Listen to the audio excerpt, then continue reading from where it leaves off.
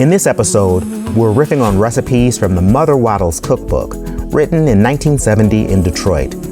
We can't go back to that time, but we can understand it better through the food in this book. Charlotta Waddles, or Mother Waddles, could squeeze the greatness out of anyone, out of anything, even her food. She was best known as the CEO of Mother Waddles Perpetual Mission, a nonprofit that still provides comprehensive social services in Detroit. But she also wrote 2 cookbooks, filled with food that pushes the boundaries with common ingredients. Can you believe this? She ran a 35-cent restaurant where you could get a meal with white tablecloths and uniformed servers and everything for just a quarter and a dime. Of course, those who could afford it paid more as a donation to the mission, but the food she made was accessible to the needy, but also special enough to be enjoyed by foodies in the 70s. People were paying up to $3 for just a cup of coffee in her food palace. That's why we have to try out her recipes. Anybody who can do that with food is someone worth learning about. But don't take my word for it. Make these dishes yourself and tell me what you think. Comment, like, and subscribe so I can see if these dishes resonate with you too. And in a few minutes, we'll see if they resonate with my friends. But first, I have to cook them. So first, I'm doing potato croquettes in a paprika sauce. Think of this dish as seriously upgraded mashed potatoes. Inside-out mashed potatoes even. They're way better than tater tots. Next is okra, roasted corn, and tomato salad. Most people love roasted corn, but okra is a different story. You'll see how in this preparation, though, the okra helps bind the salad together in a pleasing way. Next is ham hocks and butter beans.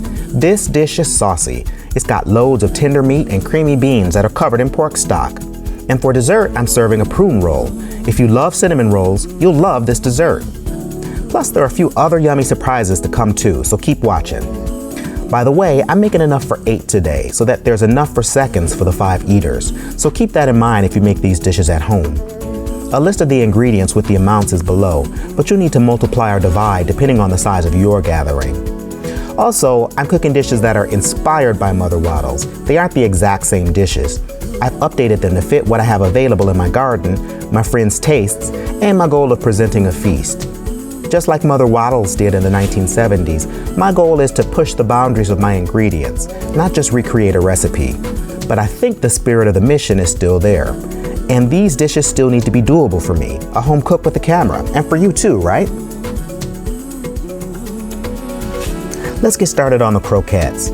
This is about 5 pounds of boiled and mashed russet potatoes. I like russet because they're the classic potato for mashing in my opinion, and we're going classic today. These were peeled and boiled whole so that they didn't take too much water on. I've got all my ingredients here that get mixed into the potatoes. Into them, I'm going to mix about 1.25 cups of breadcrumbs. These are panko breadcrumbs. 8 tablespoons of butter, 8 tablespoons of salt and some pepper, 1/2 cup of chopped fennel fronds, 1/2 cup of diced prosciutto, 1 cup of heavy whipping cream, and a tablespoon of creme fraiche, just for fun. Once mixed, I form the potatoes into about 41-ounce balls. You can go completely spherical or you can make logs, whatever you think will look best and work for you. Dip each ball into egg, then panko, and then it's ready to go. Fry each croquette until golden. Don't these look good? But that's not all. They need a sauce. The sauce for this is a simple paprika-scented dip that has smoked paprika powder, fresh garlic, and mayonnaise. If you don't have smoked paprika powder, just use any other powdered chili you like. Just don't use a heavily smoked chili powder like chipotle. Grind some red chili flakes even in a mortar and pestle or underneath your rolling pin in a zip-top bag. Now all there is to do is plate. We're just going to put a small bowl for the sauce. Put some sauce in there and stack the croquettes so they look nice. So easy and so good. You'll never forget these mashed potatoes. Everyone loves a good mozzarella stick, but I think I prefer these. Crispy outside and creamy inside. They're the perfect start to any meal, and that's how I'm going to use them today.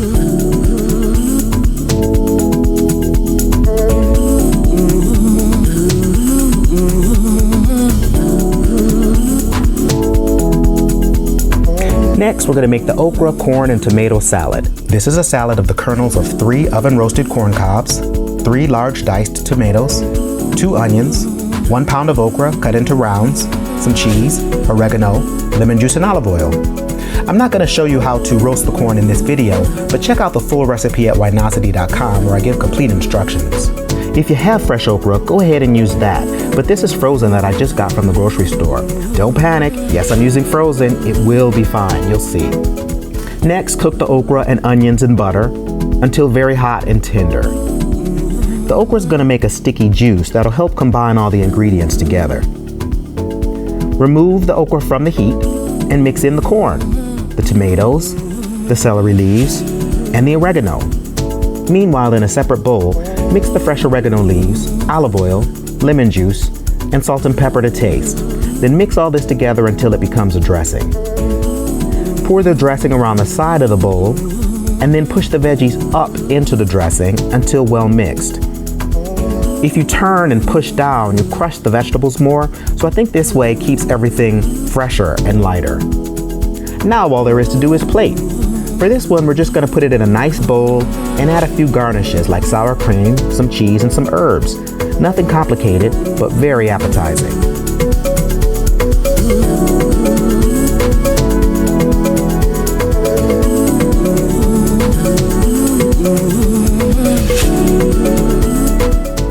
The primary fruit flavors in Gruner Veltliner are lime, lemon, and grapefruit. It's very citrusy and acidic. There's also a green and herbaceous or grassy flavor in this wine. Some say that it has a flavor that's close to white pepper, but that's exactly why I chose this wine for these two dishes. I thought the herbaceous flavors would complement the fresh herbs and the grassy taste of the okra. It will taste like a tight but pleasant chord, a chord without much space between the notes, a chord with focused power. With the potato croquettes, which has ham and milk, we have a big broad chord, one where the notes have more space between them. There is a broader, bigger power in this pairing. Oh yeah. This one's not bad. It's almost like a continuation of the salad. it is kind of. Yeah, that's what I Make any thought when I sense. tasted it. No, yeah.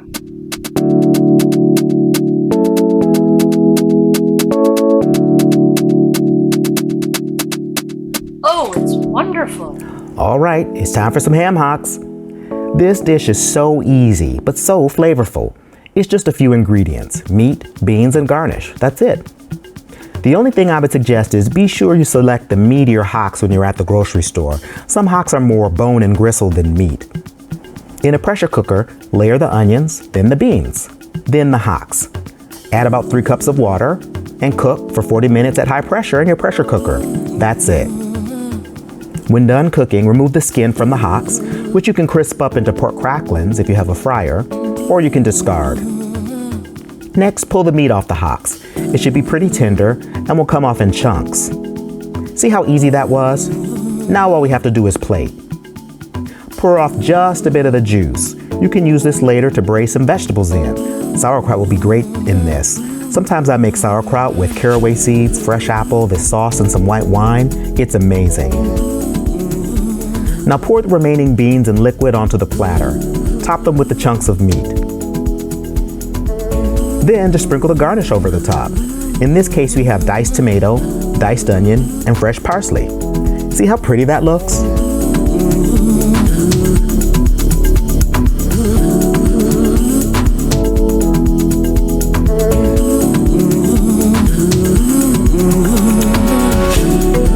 I've paired this dish with 2 wines.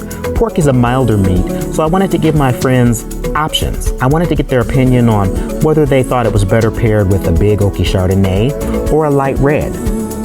So for the Chardonnay, I chose a buttery oaky Chardonnay that should pair well with smoked meat and creamy beans. On the other hand, I paired it with a Valpolicella, a light red. Pork is meat, and so there is some fattiness to this dish, so it can stand up to a heavier wine than a Chardonnay. Now, this is a lighter red as red wines go, but it still has the tannins that dry the mouth and more body than a Chardonnay. So we'll see what my friends think. I do think I prefer the red with this. Okay. I'm not a big Chardonnay fan overall. I prefer a Sauvignon Blanc in terms of the whites. But a nice light red. We purposely got a really oaky, buttery Chardonnay to go with this, just thinking with the fat, it might go better. But I agree with you. Red. I like the fruity red with it better. I don't know. I think I agree with John on this one. I think I like the Chardonnay, and I do prefer reds usually, but now that we're comparing them side by side, I like the vodka. This is going with everything with us. so here we are, the prune roll. Okay, time for something sweet. We're gonna make a prune roll. First, we make the dough. I sift all the dry ingredients together and add just enough water to make a dough, about 2 cups in this case. But I live in the desert, so you may not have to use as much water as I did. This will vary depending on how dry your flour is. Once you have a dough, roll it into a rectangle about 1/4 of an inch thick. Then pour your prune mixture over it. By the way, this is if you want to make a pie dough from scratch. You can certainly buy a store-bought dough. You'll need about 2 or 3 9-inch rounds to complete this recipe. Next, I take the prune mixture and spread it out over this pie dough.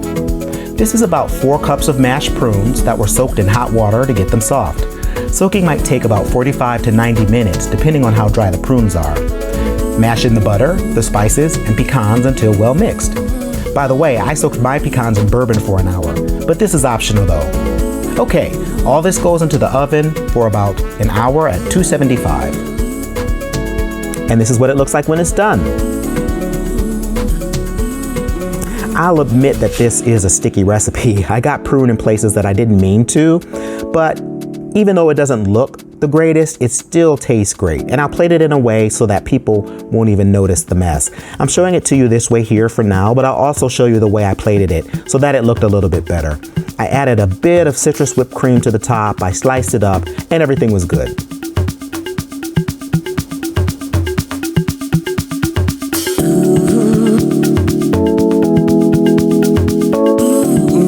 I paired this with a slightly sparkling sweet red wine. It's very light, only 7% alcohol, and the bubbles help this sweet wine from feeling too cloying, too overly sweet. At the same time, you do want a wine with some sweetness because you are pairing it with a sweet dish, with a dessert. And you want the sweetness of the wine to match the sweetness of the dish. And I think that is true in this case, in this pairing. Goes well with it. You think? It's wonderful. I didn't think I would like it. Okay, we'll try it.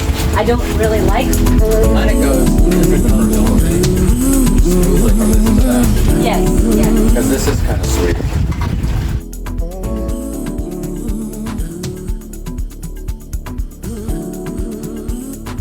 So there you have it. I made 4 dishes inspired by Mother Waddles' cookbook from 1970. I made fried potato croquettes with a paprika sauce, glorified okra, roasted corn, and tomato salad, smoked ham hocks with butter beans, and for dessert, a prune roll.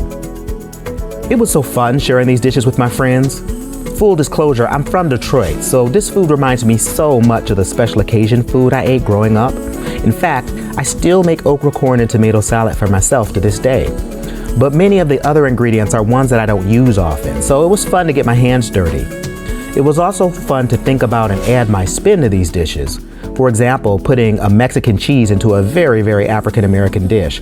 But I say, hey, if it tastes good. And I really enjoyed pairing these dishes with wine. There really is a wine for every occasion and every dish, even ones that were served at a 35-cent per plate restaurant. Now for my friends. I think they had fun too. Overall, they enjoyed the pairings. But between the red and the white pairing with the pork, the table was split. 2 liked the white, while 3 liked the red. But I think that means that they both went well, and it's just a matter of taste. I also think they were surprised by the sparkling red, how light and refreshing the bubbles made a sweet wine feel, and how well it went with the dessert. In short, a good time was had by all. So that was episode 1 of Family Meal and our wine pairings. I hope you enjoyed it. If you did, like, subscribe, and share the work. If you want these recipes, you can find them at winosity.com, where you'll find other food and wine pairings, and the Winosity app, where you can keep track of the good wines you discover out in the world. I hope you'll join us next month for our next episode. I'll be cooking recipes by Rufus Estes. He was the first African-American chef to have a published cookbook in 1857. Whereas Mother Waddles was cooking for every person, Rufus Estes was cooking for presidents and diplomats.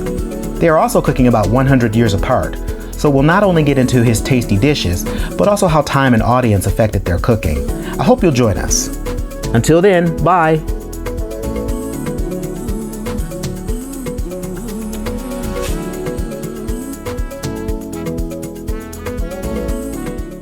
Have you ever tried to make a dish and then realized you don't have all the ingredients? Yeah, you could run to the market, or you could learn to become a master of stylish substitution and make something tasty from ingredients you already have in your pantry. Pair this kind of food with good wine, and what you have is a family meal.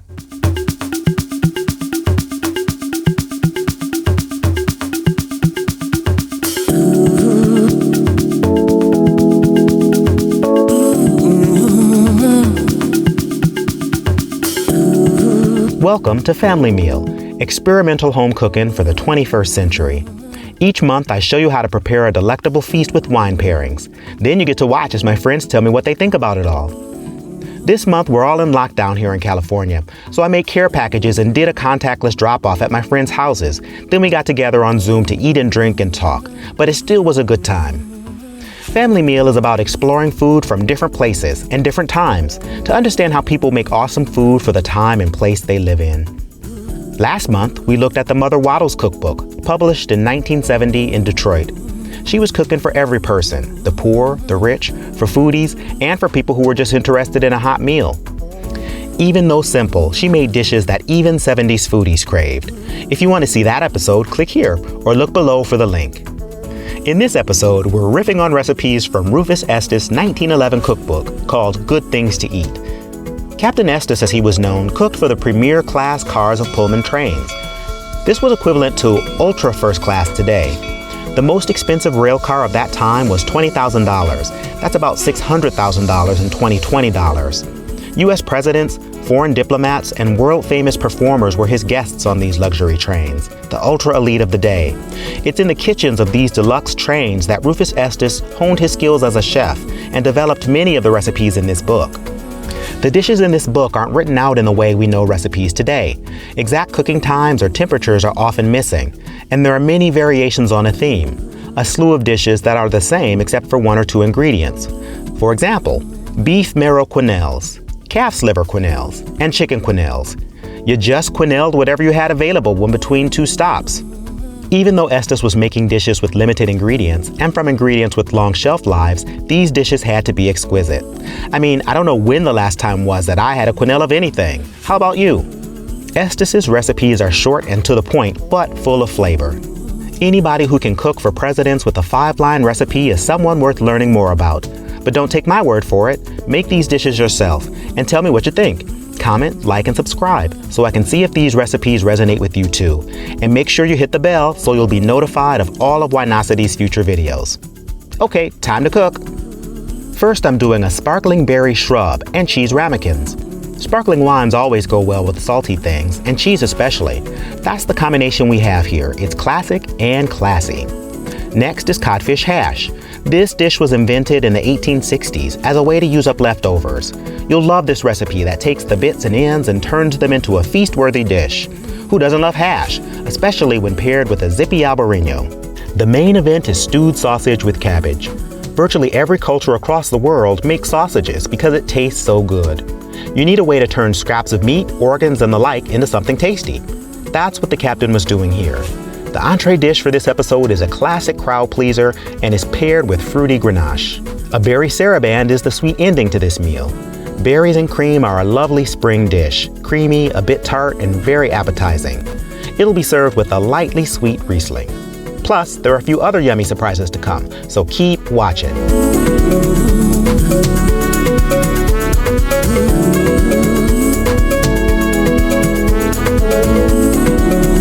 Okay, let's get cooking on these dishes inspired by Captain Estes. We're getting started with the shrub. It's very simple. It's just 4 cups of berries, 3 cups of sugar, and 2 cups of a nice vinegar.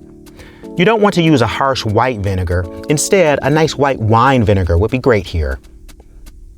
All you do is add all the ingredients into a pot, bring the mixture to a boil, then reduce to a simmer for 10 minutes to infuse the berry flavor into the liquid. Once cooked, chill the shrub and strain it. Drinking vinegar may sound strange, but think of your other favorite sweet and sour cocktails, lemon drop martinis, margaritas, or the classic whiskey sour. This is the same flavor profile, just with berries. Trust me, it's very good. This shrub is a great mixer to add to your favorite beverage.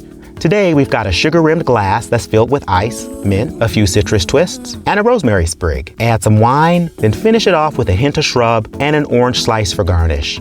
Doesn't that look refreshing?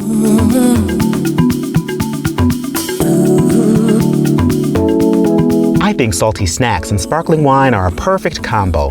That's why I'm making cheese ramekins next. This little cheesy bite is made of 8 teaspoons of butter, 8 tablespoons of grated cheese. I'm using Parmesan, by the way, but you can use any hard cheese you have. 1 cup of breadcrumbs, that's 4 slices, 1 cup of milk, and 4 egg whites. And you need a bit of seasoning. I have some salt, pepper, and a little bit of fresh thyme. Just mix all of this up and pour into greased ramekins. Bake it at 350 degrees for 15 minutes. Now all there is to do is plate. I'm just going to add some cheese to the top and torch it. If you don't have a torch, you can use the broiler. That looks like something I'd like to dig into. What about you?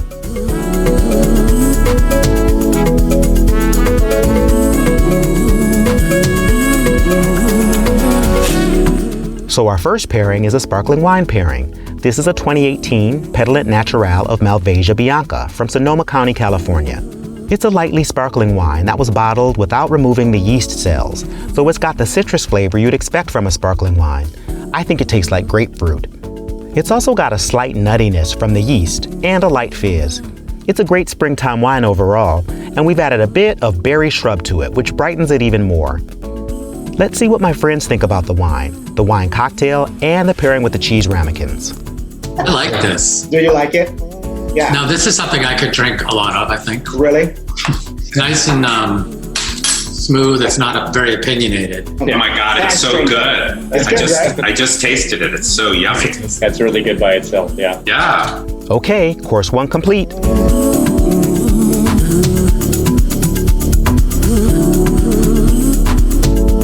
The next dish I'm making is a codfish hash. It's got all of the things that make hash great. Potatoes, corn, peas, onions, capers, and lots of meaty cod. And it's very easy to make. There's a similar dish from Portugal called bacalhau à Gomes de Sá. Just replace the butter with olives and olive oil, and you're basically there. But today, we need butter. First, put the eggs in cold water and bring the water to a boil. After it reaches a boil, turn off the heat and let the eggs cook for 20 minutes. After 20 minutes, replace the hot water with cold water to stop the eggs from cooking. While the egg is cooking, boil the cod in salted water until it's done, about 12 to 15 minutes. Then you swap out the hot water for cold so that the fish doesn't overcook. While the cod is cooking, you prepare the rest of the ingredients. First, you saute the onions and the garlic, then add the vegetables and potatoes to cook until tender and a bit crispy. The crispy bits are the best part of the hash, don't you think? We're off to a good start here. Now it's time to complete the dish. After everything is cooked, mix the cod into the vegetables, but be careful not to break up the cod too much. You still want nice chunks that you can bite into. Then garnish with chopped parsley, capers, and the eggs that are sliced in half. Doesn't that look great?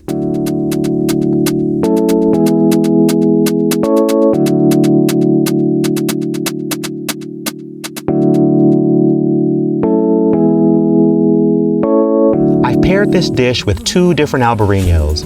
This white wine is often paired with fish and seafood. One of these wines is a 2019 from Uruguay, and the other is a 2017 from Spain, the homeland for this grape. I think this light and crisp white wine will be great with the fish. But let's see what my friends think. It's so good. This is my complaint. Oh, I'm checking them off. I should have got my clipboard. Check. Yay. So we're moving to the that codfish hash was amazing, by the way. yeah, that was good. That was delicious. Yeah, I like the codfish. That was really good. Thank you. Okay, fish and Albareño, all set.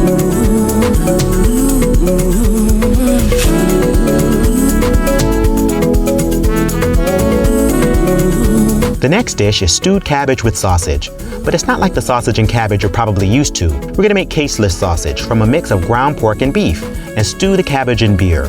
Those are the basic flavors, but you can see the rest of the ingredients on the screen. You start by mixing the ground meat with spices, eggs, breadcrumbs, and salt and pepper to taste. After everything is mixed, take 2 tablespoons to form a sausage. I'll have about 16 sausages when done so that each of my 8 eaters gets 2. There'll probably be a few more than that, but I'm saving them for myself. Fry the sausages up until crispy and brown. After the sausage is done, in the same pan with the pork drippings, saute the chopped garlic and onions. Once the onions and garlic are soft, add the chopped cabbage and the beer. Cover this and cook down until the cabbage is tender. The smell coming from this dish is amazing. Now it's time to make it look as amazing as it smells. To plate this dish, put the cabbage on the plate first, then add the sausages. Next, garnish. Did you grow up eating sausage and peppers? This variation on that dish is great because cabbage lasts a long time and you probably have ground meat in the freezer already.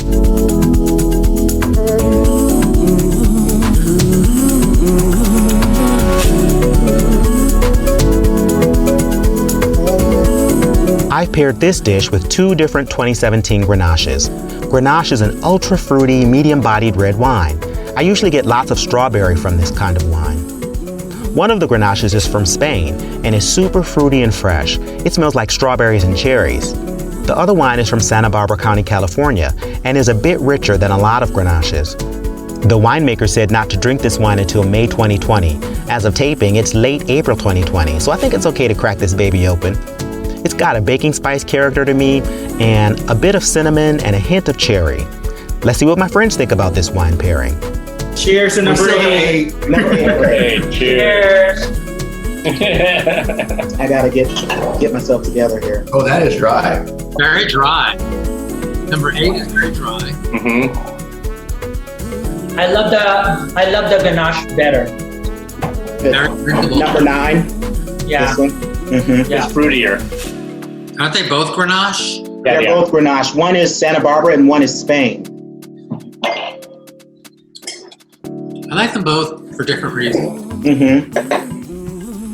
Okay, time for something sweet.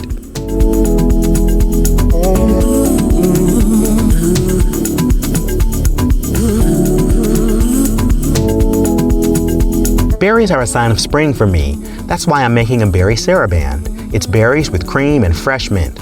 Except my berries are frozen. I only have 4 strawberries in the yard right now. Don't tell anyone. It's important to start this recipe with really cold whipping cream and really cold orange juice. That'll make it easier to whip into cream.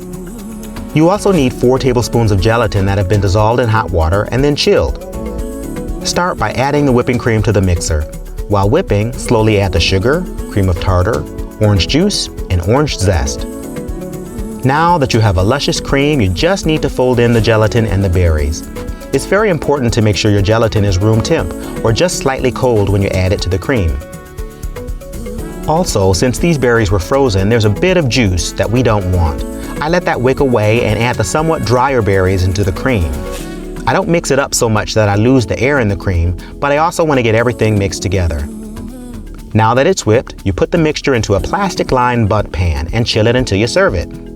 This is gonna be good. Now I just have to get the thing onto a plate. This shouldn't be too hard. You just turn over the pan onto a plate. The plastic should just come right off. After removing the plastic, garnish with some spring flowers. We had some nasturtium, cilantro, and sage flowers blooming, so that's what I used. Also, I picked a sprig of mint, chopped it, and sprinkled it on top, and that's it. It's the perfect springtime dessert. Great with a slightly sweet Riesling.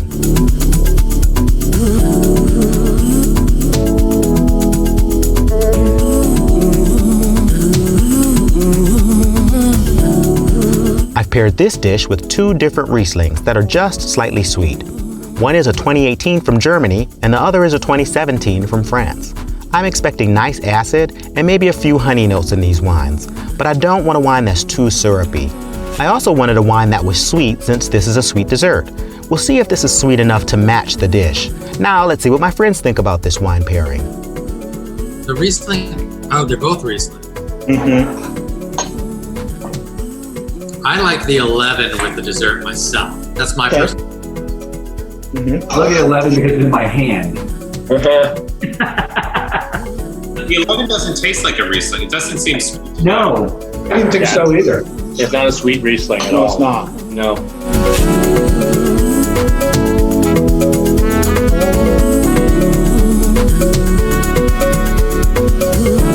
So there you have it. I made 5 dishes inspired by Captain Rufus Estes' 1911 cookbook. I made a sparkling berry shrub, cheese ramekins, codfish hash, stewed cabbage and sausage, and for dessert, a berry saraband. I'm glad I went to the effort to create an event where my friends and I could get together. It was a little bit of work packing everything up, but now I have everything and I can just do it again next month. I also really enjoyed this meal. Even though this was fancy food for its day, it still had a comfort food quality about it. And it's very versatile. I think you could add some rice to the hash to extend it and make it the entire meal if you wanted. I mean, there's a ton of veggies in it already. Or you could add scrambled eggs instead of hard-boiled ones to make it more breakfasty. I think that's what's great about these recipes. They're just a point of departure, and the sky's the limit once you add your creativity. The dessert was probably my most favorite dish. The orange zest really added some spark to the cream, but I think these cheese ramekins and the berry shrub were the stars of the meal for everyone else. I've already gotten requests for these recipes. Don't worry guys, they're on the site. As for the wines, people like some wines with the food better. Others thought the wines were what I've heard in Italy called meditation wines. These are wines that you drink mindfully and really savor. In general, they thought the lighter the beverage, the more it went with the food. So the lighter Albarino and Grenache were for food. But overall, they enjoyed them all. So that was episode 2 of Family Meal and our wine pairings. I hope you enjoyed it. If you did, like and subscribe. Make sure to hit the bell so you get notified about all our upcoming episodes. And don't forget to share Family Meal with your friends. If you want these recipes, you can find them on the blog at winosity.com, where you'll find other food and wine pairings and the Winosity app, where you can keep track of the good wines you discover out in the world and get wine recommendations based on your preferences. I hope you'll join us in late May for the next episode of Family Meal. I'll be cooking recipes from Edna Lewis's 1986 cookbook. Her cooking is about turning farm-to-table country recipes into welcoming family events. That's right up our alley here at Family Meal. And it's appropriate for this time, as more people are planting gardens. And with the family at home, this is the kind of food we need to revisit. Okay, see you next time.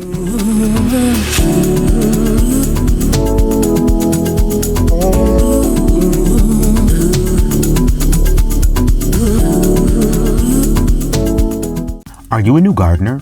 Or maybe you're getting back into gardening. It's spring and things are starting to grow, so it's time to start thinking about how you'll use all of the food you just planted. If you're a burgeoning home farmer and a home cook, you'll love the garden-grown goodness we're cooking in this video. Pair this kind of food with good wine, and what you have is a family meal.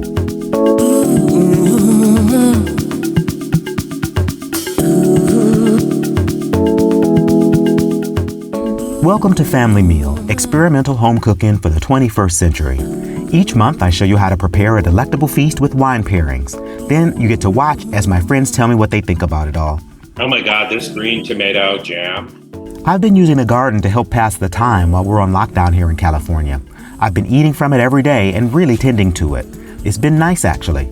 So this month's care packages for my food drop included a 16-leaf salad made from all the lettuces and herbs that are growing in my garden right now. That's how we started off our wine pairing meal this month. Last month, we looked at Rufus Estes' 1911 cookbook, Good Things to Eat. Captain Estes was best known for cooking for the premier class diners on luxury trains. His diners were the elite of their day, and his recipes reflect that. Last month's eaters really loved his recipes, which means they must be good. I cooked 5 dishes inspired by his cooking. If you want to see that episode, click here or look for the link below. But in this episode, we're riffing on recipes from Edna Lewis's 1986 cookbook, The Taste of Country Cooking. This cookbook/memoir hybrid is about what life was like in the rural Virginia community where Lewis grew up, the food she ate there, and when she ate it. Sunday revival dinner, morning after hog butchering breakfast, and a wheat harvesting dinner are all included in this book. These feast-sized menus are for when people get together, and they're very seasonal. What was fresh was what was on the table. This book highlights the best of farming and foraging for your food. After she became an adult, Lewis moved to New York City. There she began cooking at Nicholson Cafe. The restaurant became popular among the bohemian artist set of the city. Writers such as Truman Capote, William Faulkner, and Diana Vreeland frequented the cafe. They loved Lewis's seasonal and farm-fresh style of cooking. Unlike in Lewis's day, farm-to-table cuisine, where restaurants buy directly from farms and ranchers rather than large food companies, is very popular. Perhaps the most famous farm-to-table restaurant is Chez Panisse in Berkeley, California, which opened in 1971. If you're familiar with farm-to-table food, you might associate it with the 70s and with California. But Edna Lewis was championing that kind of cooking in 1958 and on the other side of the country. Lewis was a food pioneer who can teach us so much about how to use the little plots of land we have around us to make good food. Anybody who can do that with food is someone worth learning about. But don't take my word for it.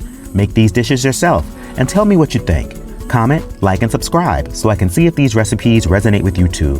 And make sure you hit the bell so you'll be notified of all Winosity's future videos. Okay, let's get into the dishes. The first dish is ham biscuits. It's just what you think it is. Drop biscuits with little pieces of ham in them. I'm also adding some herbs from the garden. Soup and bread is the most classic of food pairings. That's why I'm serving the biscuits with a steaming bowl of vegetable soup.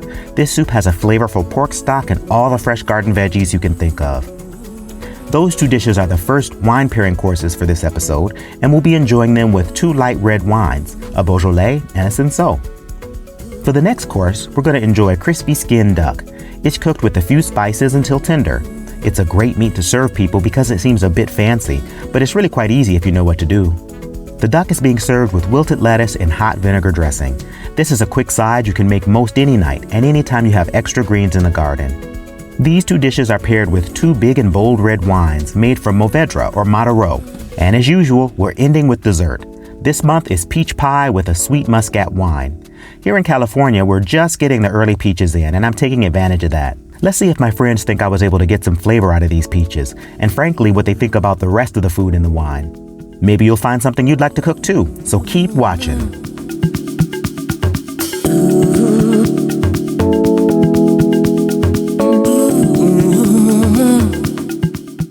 It's pretty customary to start a meal with bread, right?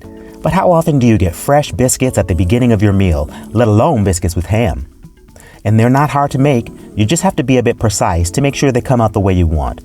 It starts with sifting dry, chilled ingredients into a bowl. Next, grate frozen butter into the dry ingredients and mix until the ingredients have a grainy-like texture, kind of like cornmeal. Then add the cold ham. Add very cold milk and mix until a dough is just created. You don't want to work the dough so much that the butter softens, but you do want the dough to get firm. Begin folding the dough onto itself at least 5 times on a very cold worktop. I put this marble in the freezer before working with the dough. Then roll it out to about a 1/2 inch in thickness. Cut the dough into the desired shape with a cutter. Then roll the dough out to about a 1/2 inch in thickness. But try not to twist the cutter, which I'm not perfect at, to be honest, but just push straight down if you can. Try to get as many pieces from the dough as you can.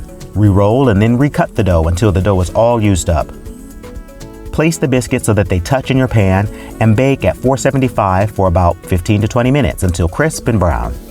And this is how they look when they're cooked. They're nice and brown, and you can see little bits of ham everywhere.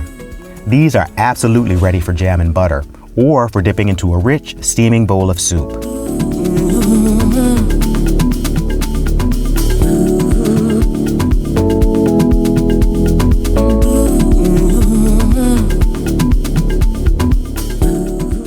In my opinion, there's nothing more centering than bone stock.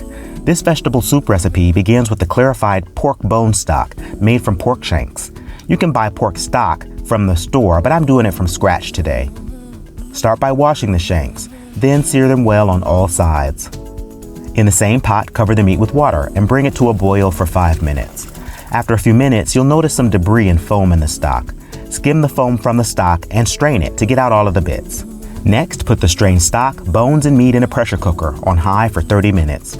This is what really gets all of the flavor out of the bones. After you're done with the pressure cooker, add the vegetables, stock, and meat to a pot and let the stock reduce for 1 hour on the stove to enhance the flavor and to tenderize the vegetables. Okay, the soup is almost ready. It just needs some seasoning. I didn't season it earlier because if I put salt in before the soup reduced, it would have been too salty. This way I can get the seasoning just right. And the soup is ready to go. Won't this be great with hot buttered biscuits? Let's see if my friends agree. This soup is amazing. Thank you. Oh my God, this green tomato jam. Isn't that kind of crazy? Unbelievable.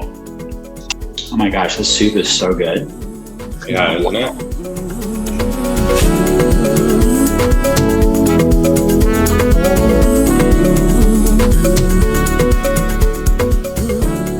I paired this dish with 2 light reds, a Cinsault and a Beaujolais. Both of these wines are bright, meaning high acid and fruity. Even though we're eating a rich bone stock, we also have some fresh vegetables, so I chose these wines as a balance between those 2 components. By the way, the Cinsault is from Chile and the Beaujolais is from France. We're off to the races with our first course. Let's see if it's a hit or miss. It's really good and it's really fresh and, great for springtime. Right.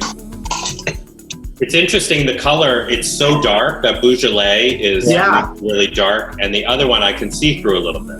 It's got some, I can see the light. And that's from where? This is a Chilean Cinsault. Chilean? Okay. Yeah, Chilean Cinsault, which is a Rhone grape. But this one was grown in Chile. The Beaujolais is a little cloudy. I'm kind of surprised.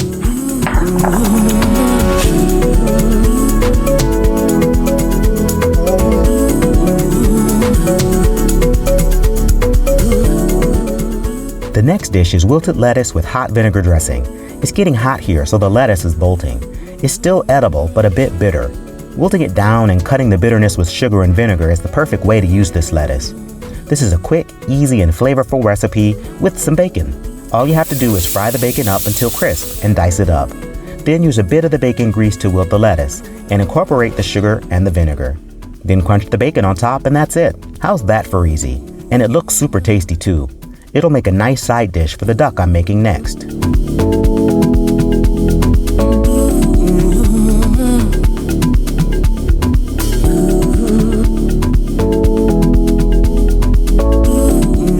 Duck can get stringy if it's cooked incorrectly.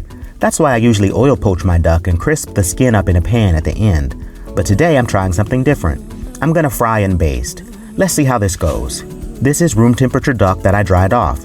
You want to score the skin so that the fat renders off as the duck cooks. I'll make a hatch mark pattern on all of the breasts.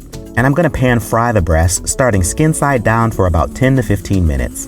Once some of the fat renders off, add the spices so that their flavors infuse into the oil. Every now and then, baste the duck with this fragrant oil. Next, turn the duck over and cook for about 2 minutes more on the flesh side. I took the duck to about 135 degrees, which is rare. Let the duck rest for 5 minutes before cutting or serving. And this is how it looks when it's cooked. It's golden brown with a crispy skin and very fragrant from the spices and oil. With a little garnish over the top, I think that looks like a picture, don't you? I love some duck. It's super tender.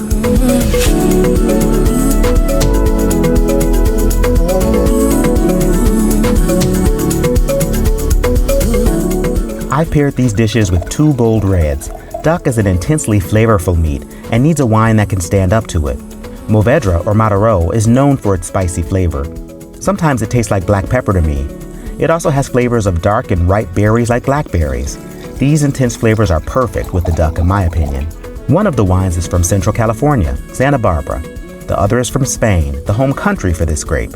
Also, I'm cheating a little bit. We have a blackberry and red wine sauce for the duck to make the matching even tighter. I didn't post the recipe for this. These are the kinds of yummy surprises that is the perk of tasting in person. So I wonder what they'll think about this pairing. Ooh, I like both these wines. I like the groundwork Mourvedre better. Oh, do you? Which is which? That's the Santa Barbara County. It has a little bit of almost a bit of spice to it. There's a little bit of color difference in these two, though. The Santa Barbara, I think, is a little more transparent. The other is a little darker. Yeah. And they're the same year. Okay. So these are the same year, same grape, right? Mm-hmm. Different countries. That's California and Spain.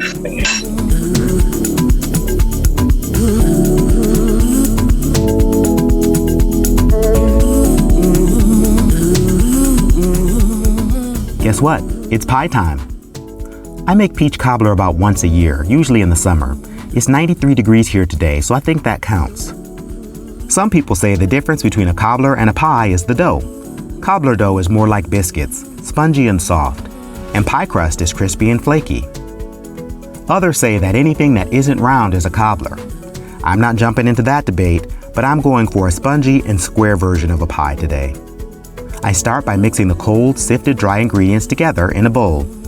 Next, I grate the frozen butter into the dry ingredients and combine it all. I'm using 2 knives to cut up the butter even more. Just like the biscuits, we're making a cornmeal-like texture so that you still have small chunks of butter in there. The cold water is the last ingredient to be added. The recipe calls for about 1/3 of a cup, but you should use more or less depending on how dry your flour is. You just want to get the dough moistened up. Form the dough into a ball and let the dough rest for 15 minutes to get completely hydrated. Cut the dough in half if you're making a top and bottom crust.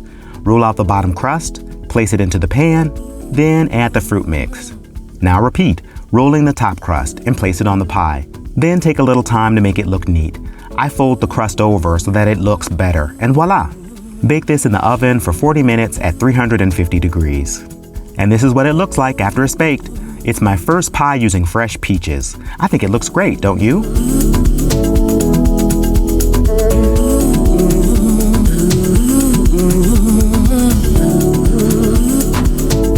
I think there's a reason and a purpose for every wine.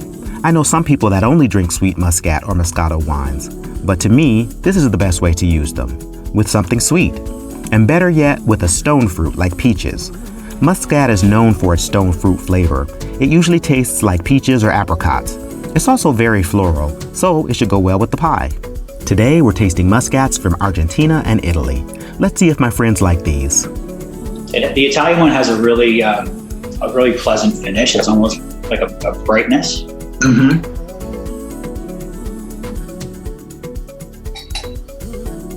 A little bit of vanilla from the Argentine one. And the nose. The Argentine one, almost after eating the pie, almost tastes a little bit bitter on my tongue. I agree with that. The Italian is sweeter. Yeah. Yeah, I taste the bitterness now too. I didn't before.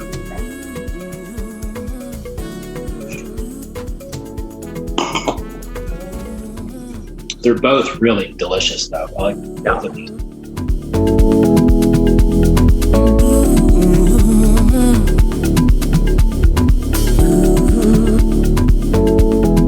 So there you have it. I made 5 dishes inspired by Edna Lewis's 1986 cookbook. I made ham biscuits, vegetable soup, crispy skinned duck, wilted lettuce with hot vinegar dressing, and for dessert, a peach slab pie. I make peach cobbler on special occasions, but always with canned peaches. So in my first draft of this episode, I was going to make peach pie with canned peaches. I actually bought the canned peaches, but I started feeling guilty about that. Edna Lewis was about fresh food, so I changed my mind and made the pie with fresh peaches, and I'm really glad I did. This was the best peach dessert I ever made, hands down. It wasn't much more effort to peel and slice 8 peaches, but it was worth the flavor, that's for sure. I also really enjoy cooking these dishes. Edna's food has a simple elegance that's quite inspirational, and it really inspired me to use my garden.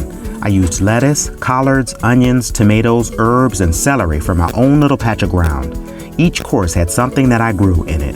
As for the wines, I'm singing the praises of Cinsault. It went quite well with the light broth of the soup. It was a fresher wine, much like the food we were eating it with.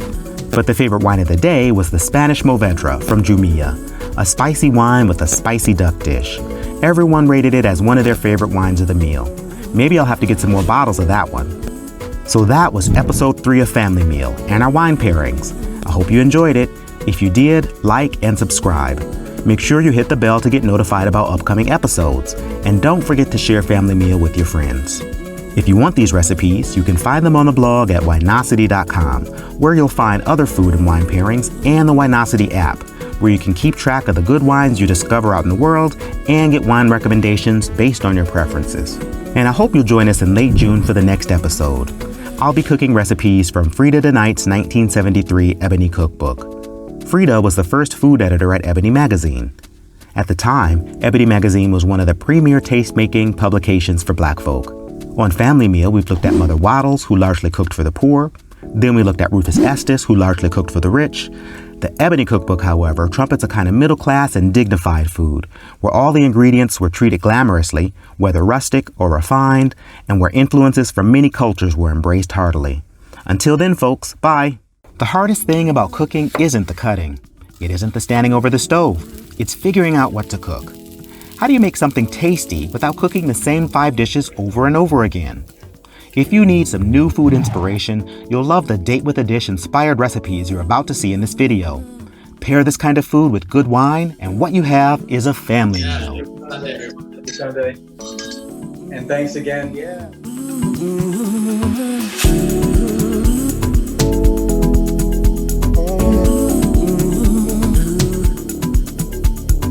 Welcome to the June 2020 episode of Family Meal. It's a virtual wine tasting party, y'all. Each month, I show you how to prepare a delectable feast with wine pairings. Then you get to watch as my friends tell me what they think about it all. So good. And the hominy salad. That's very good. All that fat in there. Not tasted in this.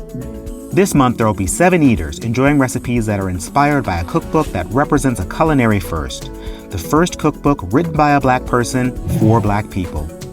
As you know, if you've watched before, Family Meal is about exploring food from different places and different times to understand how people make awesome food for the time and place they live in. Last month, we looked at Edna Lewis's 1986 cookbook, The Taste of Country Cooking. This cookbook/memoir hybrid is about the food she ate growing up in rural Virginia. Edna Lewis was a champion of farm-to-table cuisine in the 1950s, 20 years before the movement gained mainstream appeal. Based on her recipes, I pushed myself to cook duck and fresh peach pie, and the flavor was worth it. That episode includes 5 dishes and included 7 wine pairings. If you want to see it, click here or look below for the link. In this episode, we're riffing on recipes from Frida DeKnight's 1973 cookbook, Date with a Dish. Frida was the first food editor at Ebony magazine. At the time, Ebony magazine was one of the premier taste-making publications for Black folks, and the version I have of her book was actually marketed as the Ebony Cookbook. Although DeKnight was a great cook, she's better known for the culinary research she did while collecting recipes from across America and beyond. Her cookbook reflects the breadth of Black cooking in America. It shows how Black people made French, Spanish, West Indian, Chinese, African, Dutch, and German dishes their own. Anytime you eat an Italian dish with tomato, that's Italian people making an American food their own. Anytime you eat noodles at a Japanese restaurant, that's Japanese people making a Chinese food their own. If something is yummy, people will integrate it into their own cuisines. The recipe in this cookbook are doing the same thing. Anybody who can show you how to combine food in new ways is someone worth learning more about. But don't take my word for it. Make these dishes yourself and tell me what you think. Comment, like, and subscribe so I can see if these recipes resonate with you too. And make sure you hit the bell so you'll be notified of all of Winosity's future videos. Ready to hear what's on the menu this month? Let's get into it. This month we're starting off with seafood, a lobster scrapple that we're frying up to get crisp just before serving. This is what you get if meatloaf, pickle loaf, and lobster mousse had a baby. That's what happens when sherry is involved, in a recipe that is, and there is sherry, 2 ounces to be exact. I'm serving the scrapple with a dry cava. I think it should pair well with seafood. And in general, bubbly is great with crispy and oily things. For the next course, I'm serving 2 different Torrantes, both from around Mendoza, Argentina. This kind of wine will be great with a warm bowl of peanut soup in my opinion. If you're familiar with groundnut stew, this is similar. Both are peanut stews or soups with the base of chicken stock and peanuts, but I'm using sweet potato and spinach instead of pulled chicken, so that it's just a bit lighter. The main event this month is grilled trout and a warm hominy salad. It's hot here now, in the low 100s, so I want something filling but not too heavy. A smoky piece of oily trout fits that bill.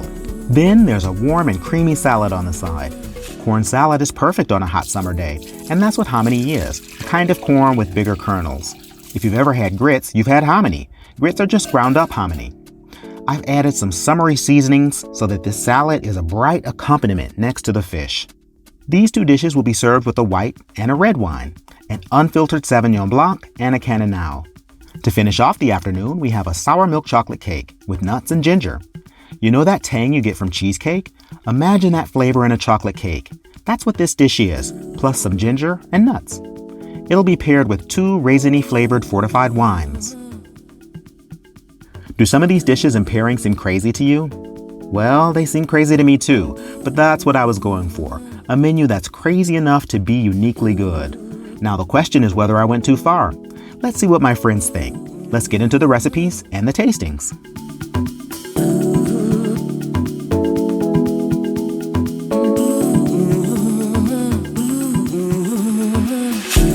Okay, you might be thinking, lobster meatloaf? What a waste. But don't worry, I'm not hacking up a fresh Maine lobster tail. This is canned lobster that I'm turning into something delicious, and it's quite easy. First, open the cans of lobster and drain them. Next, chop the bread, pickles, onions, and lobster in the food processor until chunky. Now add the rest of the ingredients, the mustard, milk, egg, chopped tarragon, melted butter, and spices, and combine it all together. Place all of the ingredients into a lined mold, such as a loaf pan or tureen. Chill the tureen until it sets, about 1 hour. After you have a firm loaf, cut the desired number of slices. We're going for at least 7 slices here. Preheat your skillet just until you see some smoke. I always use cast iron, but steel works too. Then you can cook the slices for about 2 to 3 minutes on each side. You don't need to add oil to the pan because there's butter throughout the slices already. When you flip onto the other side, you should see that it's getting nice and brown. But if you're not happy with the brownness, you can always revisit a side. And that's it. Serve the scrapple hot out of the pan. You can also serve it as a main dish for breakfast. Just add a fried egg and some fried potatoes. Or put a slice on top of an English muffin with egg, spinach, and hollandaise. Or even cut the slice into strips. Pop them into a tortilla and cover it with your favorite salsa, sour cream, and cilantro. It's really quite a versatile dish. Today we're serving it with some crackers, so you can get a little bit on each cracker like an hors d'oeuvre, with a few fresh herbs on top. Don't these look perfect for a wine tasting party, a brunch, or even a cocktail party?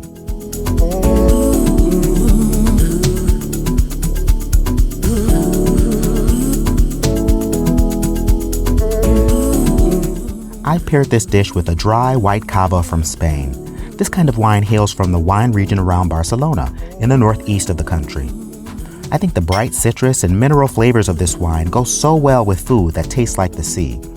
In the same way you probably put lemon on fish, you can pair this acidic and citrusy wine with fish and seafood. And the acid and citrus flavors also complement the oily fry we put on the scrapple. It cuts right through that fat. I think it'll be a nice combination, but what does the eating panel have to say? Oh my gosh, these are so good. Yeah, this lobster scrapple is amazing. Oh my God. Canned lobster. This is great with the cracker. This is really good. Thank you. It's delish. It is a very good combination. Yes. Well, what do you know? They really liked it.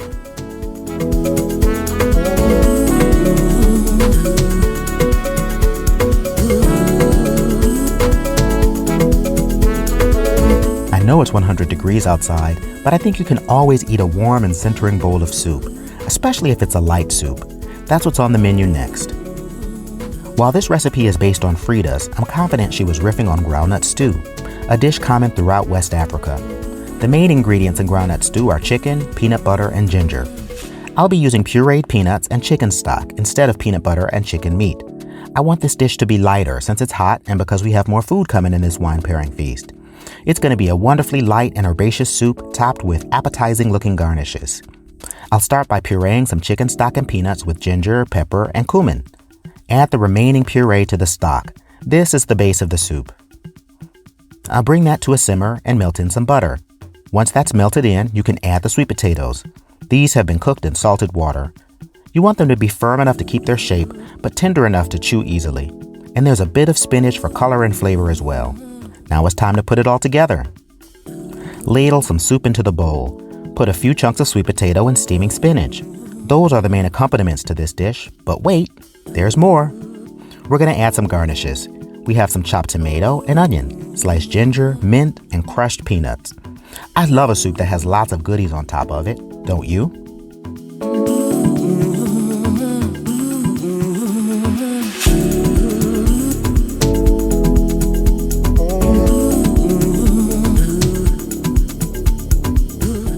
I've paired this soup with a knock your socks off white wine, Torrontés.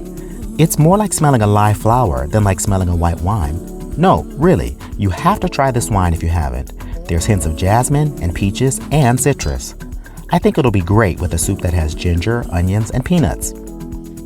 People often pair this wine with Asian food, and those flavors are often found in Asian food: ginger, onions, and peanuts, right?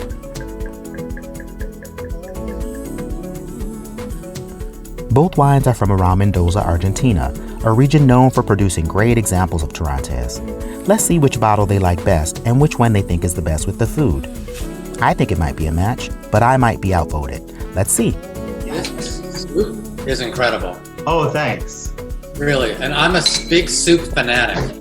Okay, so the Maipa Torrontés is very smooth, almost buttery. Okay.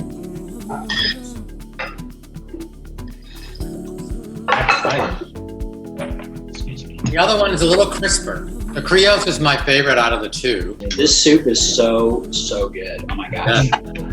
Yeah. Wow. I agree with you, Bill. I think this one, the Criollo, is a little more floral, a little smoother on the palate, a little smoother mouthfeel to it, I think. Well, I think I have some Torrontés converts on my hands, and I can't say I blame them.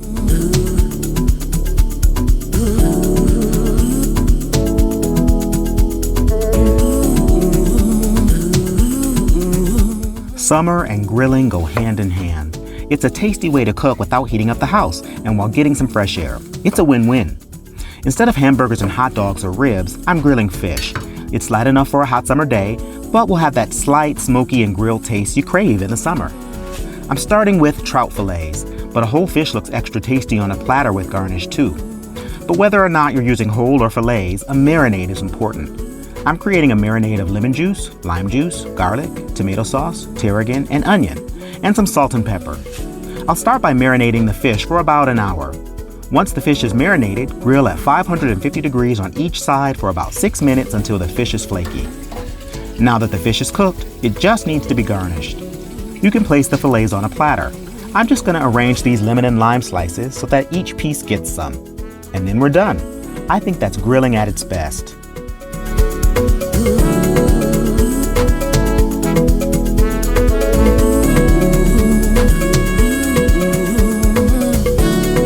But it needs a side dish. I'm making a corn salad because it's a summer food for me. Stopping at a roadside U-Pick stand for fresh corn on hot weekends is one of my fondest childhood memories. Normally we just boil the corn, salt it, butter it, and eat it. Simple and good. Today I'm making a corn salad fit for a wine tasting party. It's a warm hominy salad with peaches, basil, and feta cheese. I'm not a chef, but I still like to get everything together first. That way I don't have to stop midway through a dish to chop something up or pull an ingredient from the back of the pantry. I can just cook. So I have everything diced. The onions, peppers, peaches, and the basil, very finely chopped. And there's chunked up feta cheese. Those are the accompaniments to the hominy. Okay, this is top secret. This is hominy from a can, but who cares if you can make it taste good? Now that the excess water has drained away, I'm heating the hominy in the microwave until it's just warm. Then I can mix everything up. In goes the peppers, onions, and peaches. Let's dress this salad up a bit. Put this out in a nice bowl and top it with the cheese and the remaining basil. This dish might be the first to go at a summer picnic.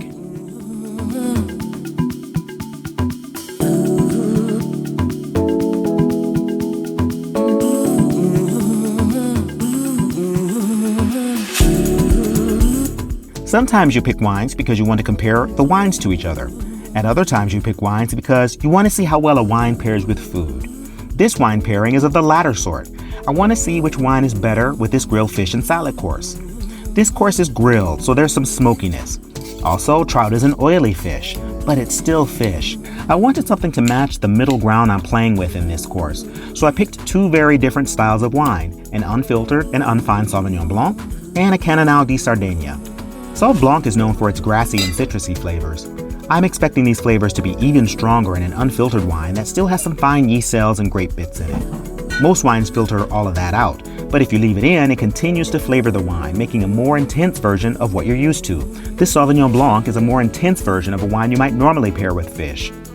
Then we have a Canonau, which is a Grenache from Sardinia in Italy. I saw fatty grilled fish paired with Canonau in books decades old. It's clearly a classic pairing, And if there's any red wine you can pair with fish, it's perhaps Grenache. It's light and fresh with high acid and bright red fruit flavors, like cherry. It's also got low tannin, so it's not very drying in the mouth or very bitter. This kind of wine would stand up better to the grilled and smoky character of the oily trout without overwhelming it. But I won't be sure until I try it. So let's see what happens. Oh, you know, I like this. Yeah, it's good, isn't it? It is. Yeah. The color. What is on this that gives it the color? It's lemon juice, lime juice, tomato paste, and garlic, and some onions. So good. It's a good piece of trout. I think both wines go well with it. Do you? I do. Mm-hmm. Why not, right? And the hominy salad. That's very good. All that fat in there. Not tasting any this. It's a nice compliment to the trout. Thanks. Wow, that was fun. Sometimes it pays to try something that seems a bit out of the box.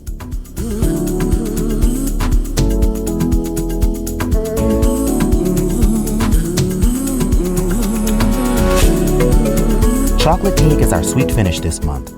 But this isn't just any chocolate cake, it's sour milk chocolate cake with ginger and almonds.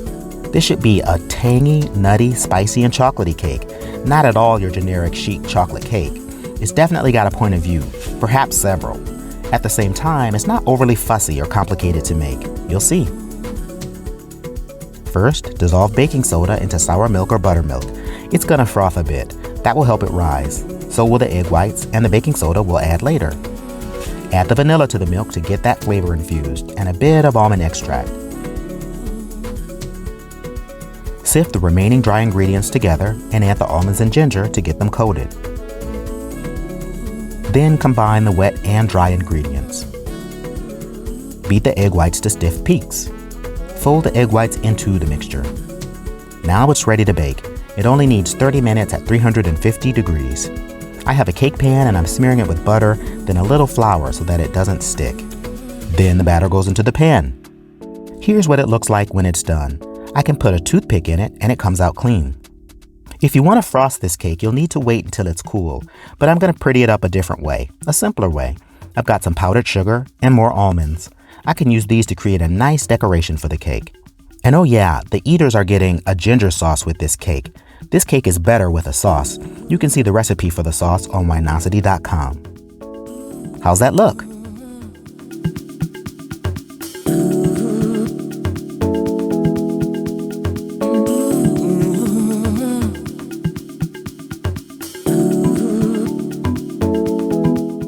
I have 2 sweet wines to go with this cake. I have a fortified, oxidized, and aromatized ginger wine from England, and a fortified and oxidized sherry from Spain. Both are sweet and rich. It's probably clear how the ginger wine works with this dish. The wine and the cake share the same flavor, but I'll admit that when I first heard about this wine, I was skeptical. But the recipe for this wine has been around since the 18th century. Another thing I like about this wine is that it uses raisins in the winemaking. One of my other favorite wines, Amarone, also does. So I thought, let's give this ginger wine a try. As for the sherry, it has a nutty flavor that I'm hoping matches the flavor of the almonds. These 2 wines could be delightful with the cake, or a disaster. We'll just have to see. It smells a little smoky to me. I don't know why. The ginger one? Yeah. Yeah. It tastes a bit like a flat ginger ale. Yeah. Yeah. It's very sweet, but But it's delicious. It's not as strong tasting as I thought it was going to be. Exactly. I was saying the same thing. It's really I thought nice. it would be a heavier. Oh my gosh, this cake is so good. Thank you. With this in the sauce, it's the perfect complement. Who knew that aromatized wines could be so good?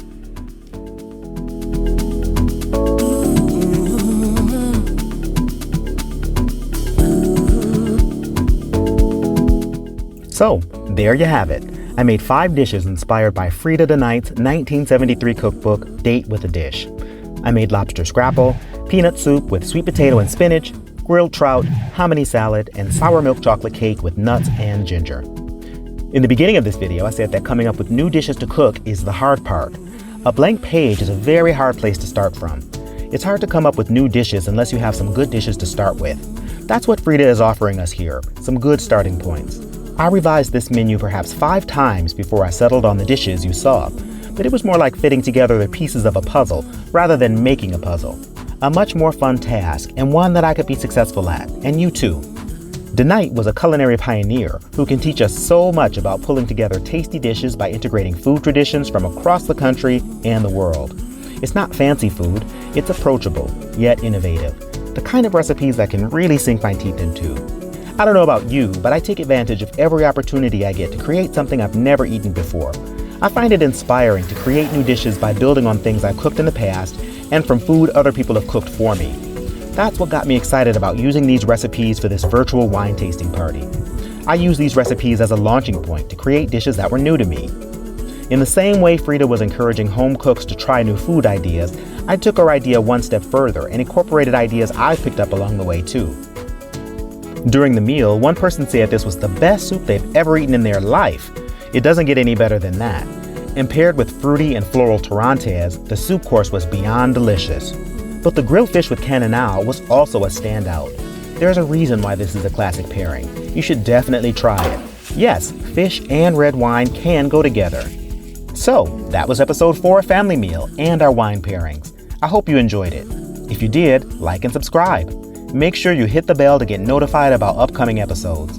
And don't forget to share Family Meal with your friends. If you want these recipes, you can find them on the blog at winosity.com, where you'll find other food and wine pairings. You'll also find the Winosity app there, where you can keep track of the good wines you discover out in the world and get wine recommendations based on your preferences. And I hope you'll join us in late July for the next episode. I'll be cooking recipes from Milton Williams' 1981 cookbook, The Party Book. If you hadn't guessed, this book is about how to throw a fabulous party. Milton was the caterer in Hollywood in the 70s and the 80s. He planned the kinds of parties that cost $400,000 in 1970s money. That will be over $2 million today. But don't get scared, this book is about how you can entertain at home. The first chapter of the book is called Stop Being Afraid to Have a Party. So you can do it, and I can too. Thanks for watching, folks. Bye.